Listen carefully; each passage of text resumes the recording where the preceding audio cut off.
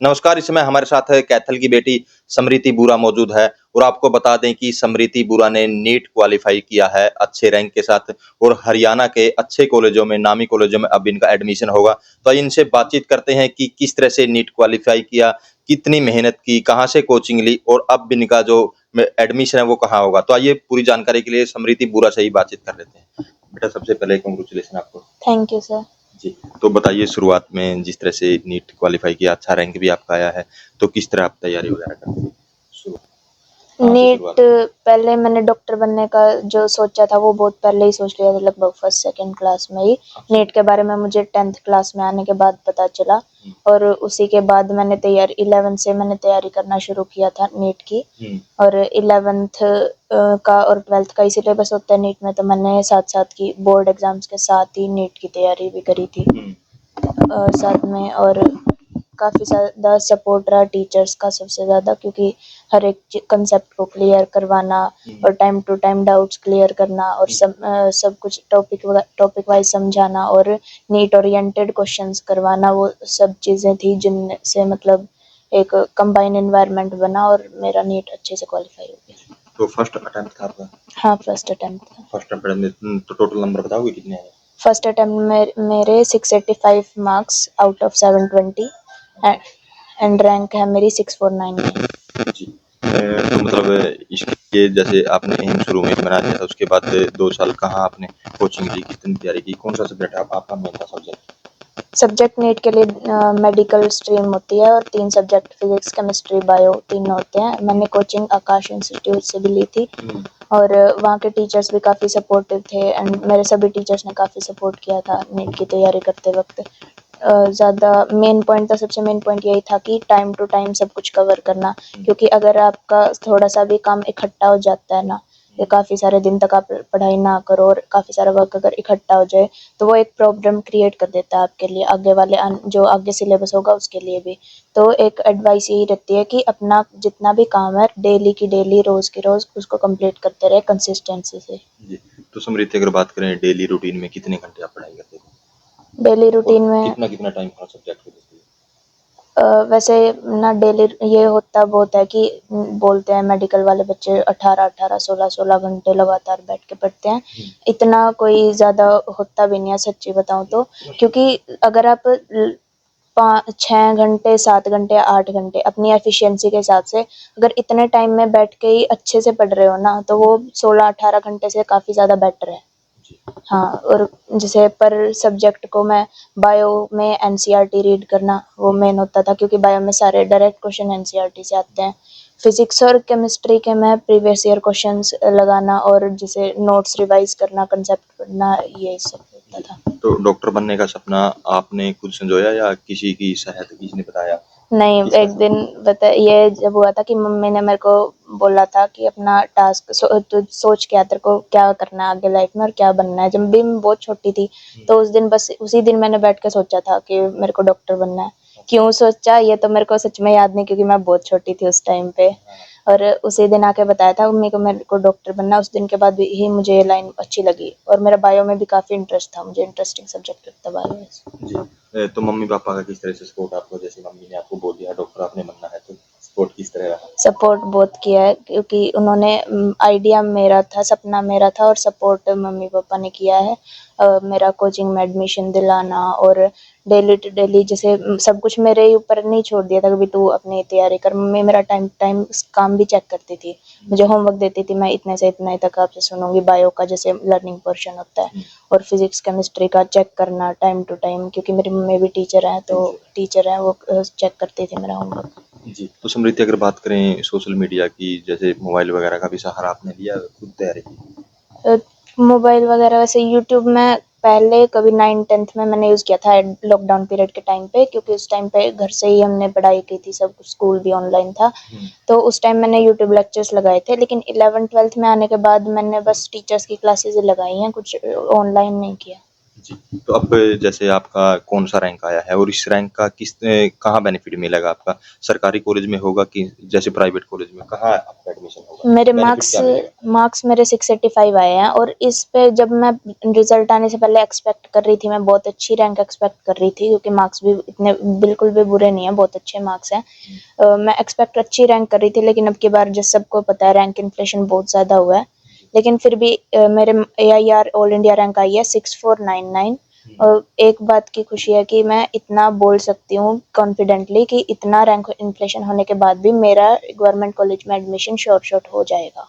जी, तो एडमिशन की बात करें कितने के मतलब वहाँ पैसे लगेंगे उसमें और जो प्राइवेट में कितना का अंतर है मेरा फीस का? एडमिशन एम्स के मैं आई एम एक्सपेक्टिंग कि मेरा एम्स में हो जाए, या फिर एम्स के अंदर तो फीस बहुत ही नेग्लिजिबल है, लगातार मतलब ऑलमोस्ट 6000 रुपीज़ 5 ईयर्स की लगती है अच्छा, एम्स में, और किसी भी गवर्नमेंट कॉलेज में कम ही होती है, ज़्यादा होती नहीं है। लेकिन वही प्राइवेट कॉलेज की बात करें तो बहुत ज़्यादा फीस है, करोड़ों का लग जाता है, 5 साल में करोड़ों रुपए लग जाते हैं। और डॉक्टर वो असली वाला जो सही वाला डॉक्टर होता है ना, अच्छे वाला, वो नहीं बन पाते प्राइवेट कॉलेज से पढ़ के, जी, गवर्नमेंट कॉलेज से ही पढ़ के अच्छे डॉक्टर बन पाते हैं। जी। तो स्मृति जैसे आप तो आपके जो लक्ष्य आपने एम बनाया हुआ है डॉक्टर का उस पे चल चल चुके हो और जो आपका नीट क्वालिफाई भी लगभग हो चुका है। जो बच्चे तैयारी करते हैं, जिनका सपना है कि डॉक्टर उन्होंने बनना है, वो कैसे तैयारी करें? उनके लिए क्या करें? क्या उनके गाइड करोगे लिए आप? मैं ये गाइड करूँगी कि अपना डेली वर्क रोज़ ही कंप्लीट करें और अपने टीचर्स की गाइडलाइन को मानें, टीचर्स के साथ वेल कनेक्टेड रहें, उनसे डाउट्स लें लगातार और एडवाइस भी लें अगर आपको कहीं प्रॉब्लम आ रही है तो, क्योंकि टीचर्स अगर आपके अच्छे होते हैं ना, तो मतलब आधा आधा रास्ता आपका बहुत ही आसान हो जाता है, बाकी आपकी खुद की मेहनत होती है। जी। तो ये थी बिटिया समृति बुरा जिन्होंने आपको बता दें कि नीट क्वालिफाई किया है और अच्छे कॉलेज में सरकारी कॉलेज में इनका एडमिशन होगा।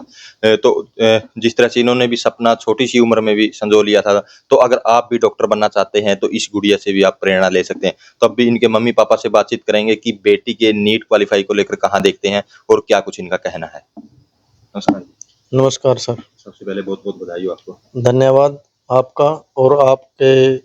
सबसे पहले तो मैं आपका और आपके चैनल को देखने वाले सभी साथियों का धन्यवाद करता हूँ। तो बताइए कितनी खुशी हो रही है जैसे आपकी बेटी ने नीट क्वालिफाई किया है, एज ए पेरेंट्स आपको कैसा फील होता है? सर सच बताऊं तो बता भी नहीं सकते कि कितनी खुशी है, क्योंकि उसको एक्सप्लेन नहीं कर सकते। बहुत ज़्यादा खुशी है क्योंकि हम एक गरीब परिवार से संबंध रखते हैं और डॉक्टर बनाने का सपना तो सोच भी नहीं सकते, लेकिन हमारी बेटी ने वो कर दिखाया और अच्छी मेहनत करके गवर्नमेंट कॉलेज में उसका एडमिशन हो जाएगा और वो डॉक्टर बन जाएगी। अगर हम ये सोच लें कि ऐसे ही डॉक्टर बना देंगे प्राइवेट कॉलेज में, तो वो हमारे बस का सही बताऊं तो नहीं था। और विपरीत परिस्थितियों में मेहनत करके गुड़िया ने बहुत बहुत बड़ा मुकाम हासिल किया है। जिन परिस्थितियों से हम निकल के आए हैं, एक मतलब ग्रामीणांचल से जो निकल के आए हैं, तो वहां से निकल के और इस मुकाम तक पहुंचना वाकई में ही बहुत कठिन कार्य है। तो आंसू भी आपकी आंखों में कहीं ना कहीं आ गए हैं। तो आपके परिवार में ये तो कोई खुशी के आंसू हैं। जी। तो परिवार में पहली बिटिया है नहीं जो सर, आई डॉक्टर थिंक बनेगी शी ऐसे विल में? Be the first doctor in our family. हमारी फैमिली, हमारा बहुत बड़ा परिवार है। मैं बहुत बड़े गांव से बिलोंग करता हूं। गांव मेरा बाड़ू है और बाड़ू से निकल के जब आए हैं, एक ही टारगेट था कि बच्चों को कहीं ना कहीं मुकाम पे पहुंचाना है। और हमारा परिवार भी बहुत बड़ा है, कम से कम भी 150 घर हमारे खुद के परिवार के हैं। तो मतलब पहला बच्चा है? मेरी गुड़िया पहला बच्चा है, आई थिंक मेरी पूरी पट्टी में ही। अच्छा जी। मतलब मेरा गांव में 3 पंचायत है, हमारी जो पंचायत है पूरा पंचायत, उसमें मेरे ख्याल से पहली नीट क्वालिफाई स्मृति बुरा है। जी, चलो बहुत बहुत बधाई हो आपको। धन्यवाद सर। जी, तो ये थे समृति बुरा के फादर जो आपको आप देख भी सकते हैं कि इमोशनल भी साथ ही साथ हो गए हैं। तो अब इनकी मम्मी से बातचीत करेंगे, वो भी टीचर हैं, तो बेटी की उपलब्धि को लेकर कहाँ देखते हैं और क्या कुछ उनका कहना है। नमस्कार जी। नमस्कार सर। क्या नाम है जी? सर आई एम रेखा बुरा। जी, तो क्या कहोगे बेटी ने मुकाम हासिल कर लिया है? सर मुकाम ये तो एक फर्स्ट स्टेप है। जी। जो रियली में मुझे खुशी होगी वो होगी कि जब आके ये कहेगी कि आज मैंने किसी का ट्रीटमेंट किया है ये तो फर्स्ट स्टेप है इसका, इसने कदम रखा है, आगे और ज्यादा मेहनत करनी है। अब ये 6-7 घंटे की कह रही है ना, तो मेरा तो मानना ये है कि डॉक्टर को कम से कम 18 घंटे मेहनत करनी पड़ती है। नीट में नंबर पढ़ने के बाद भी उनका बहुत ज्यादा वर्किंग आवर्स होता है, और मैं इससे यही उम्मीद कर रही हूँ कि ये ऑनेस्टली अपने काम को आगे करे। जो भी इसकी स्टडी है या फिर स्टडी के बाद इसको जो भी वर्क मिलता है उस पे ये बिल्कुल सही उतरे और आम जनता की सेवा करे, जैसे हम जैसे लोगों को किसी भी प्रकार की कोई परेशानी ना हो। आगे का ये तो एक फर्स्ट स्टेप था जिसमें हमने बहुत ज़्यादा कोऑपरेशन दिया है इसको, लेकिन मेहनत इस बच्चे की थी। आई थिंक ऐसी बेटी सबको दे भगवान, बहुत ही अच्छी है, सिंसियर, हार्ड वर्किंग, डेडिकेटेड, बिल्कुल हर एक चीज़ में। अगर मैंने किसी दिन इसको रात को 2 बजे भी ये बोला ना कि बेटे अब जल्दी सो गए आप, कभी इसने ये भी नहीं सवाल किया कि मम्मी मैंने काम कर लिया, तो ये उसी टाइम उठ के पढ़ना शुरू कर देती थी। जी। तो मैम तो ये इसका मतलब एक पॉजिटिव जो पॉइंट है इसका, तो यही इसको आज इस स्टेज तक लेके आया है। रियल में मुकाम तो इसको हासिल तब होगा जब आगे की मेहनत ये करेगी और कुछ आम जनता जो है उसको इसका फायदा होगा डॉक्टर बनने का। तो मैम जैसे आप टीचर भी हो हाँ जी। और पेरेंट्स भी हो, हाँ जी। तो जिस तरह से आपकी बेटी को आपने गाइड किया है, तो और पेरेंट्स के लिए क्या कुछ आपने आपकी तरफ से मैसेज रहेगा? पेरेंट्स के लिए मेरा यही मैसेज है सर, पेरेंट्स ये समझते हैं कि अच्छे से स्कूल में पढ़ाओ, अच्छे मतलब टॉप टीचर्स मिले हमारे बच्चे को, केवल तभी हमारा बच्चा पढ़ेगा।